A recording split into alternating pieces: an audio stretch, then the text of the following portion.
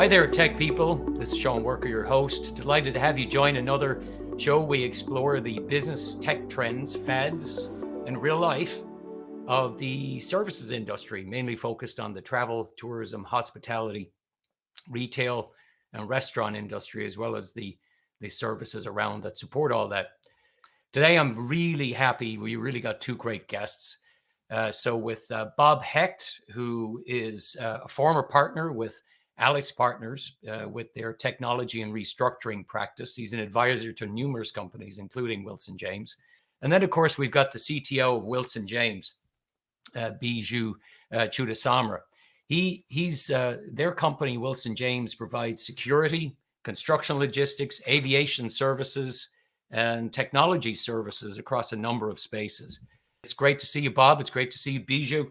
This is the quick hit for everybody out there. Gentlemen, you look good. Bob, how did you get to know Biju? And Biju, how did you get to know Bob? Well, for me, I'm on the board of directors of Wilson James, and in fact, I was instrumental in hiring Biju a couple of years ago into the firm. And the minute I read his CV, I knew this was the guy we needed to have. And he has proved me right over and over and over again. So that's how I got to know Biju. Wow.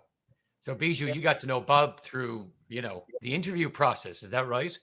Yeah, the interview process, and very much when I first started in my role at Wilson James, one of the things I made sure that I worked really well with and hooked onto was Bob, because Bob and I had a great idea of where Wilson James needed support and the direction in terms of driving better with better technology, better process architecture. So Bob's been a supporter of mine, but someone I look up to and learn a lot in the conversations we have. Outstanding. So Wilson James is a big company, and you're getting a board of director member, and the practicality of getting stuff done as you do. Now, what do you think is the real problem that you solve at Wilson James, and how does technology contribute to that? That's a great question, Sean.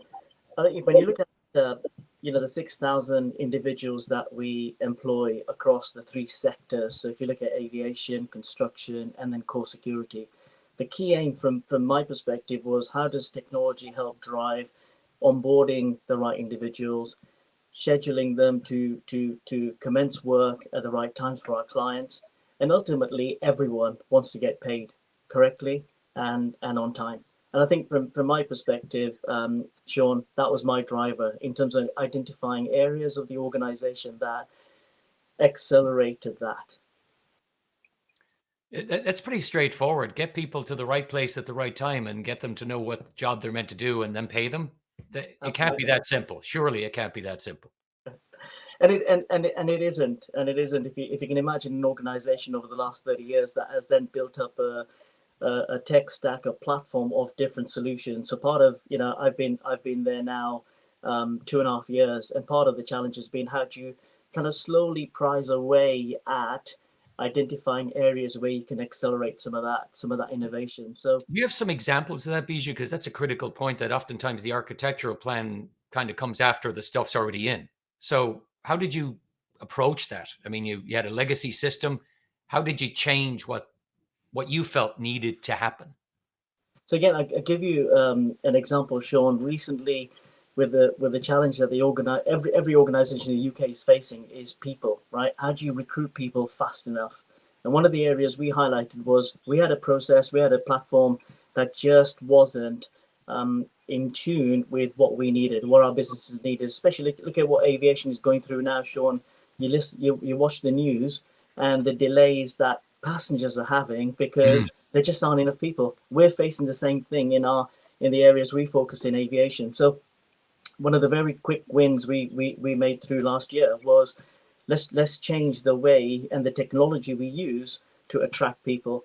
And we looked around and there were SaaS platforms out there that allowed you to advertise, attract, go through the whole interview process and get those individuals in play literally within, we've shown it now, within a matter of days. where this could have been so do weeks. you mind mentioning what product you chose or what platform you chose to Yeah, no, sure. enable So your business? the platform we chose was a company called RQ. So it's spelled EARCU, where the E is silent, and they've got an expertise in driving through talent management, and what that's done for us, Sean, and I don't think our average time from advertise, get people in, interview, and then get them on the roll was around 20-25 days. We've reduced that down to single days for some of our clients. That's amazing. So, when you translate that into the broader service sector, are others, I mean, does anybody actually know that story, in other sectors that would be inspired by the fact that you basically improved productivity somewhere in the 700% range?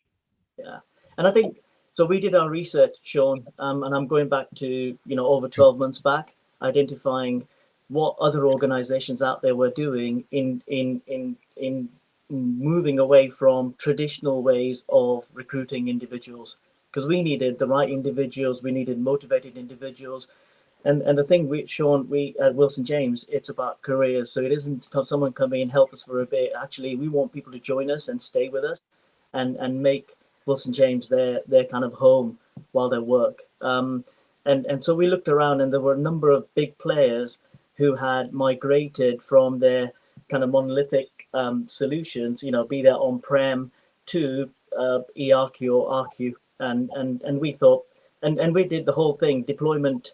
Sean, a lot of people talk about projects that last 6 months, say 9 months, even more longer than that.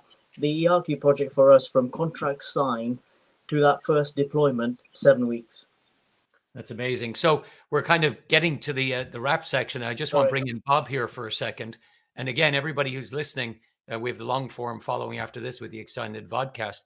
Bob, as a board member and then as an advisor, how do you think about the way that efficiency should be brought to a business such as Wilson James and the other businesses that you relate to?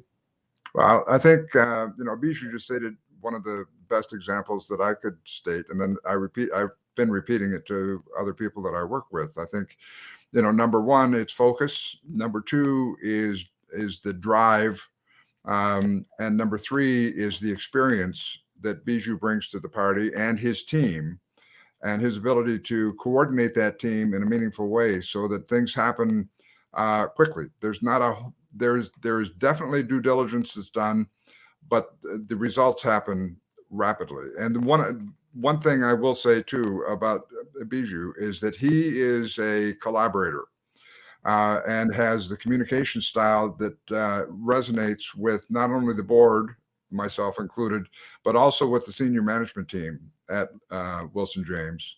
And that really has paid off in a big way for the company and for all of us who serve the company.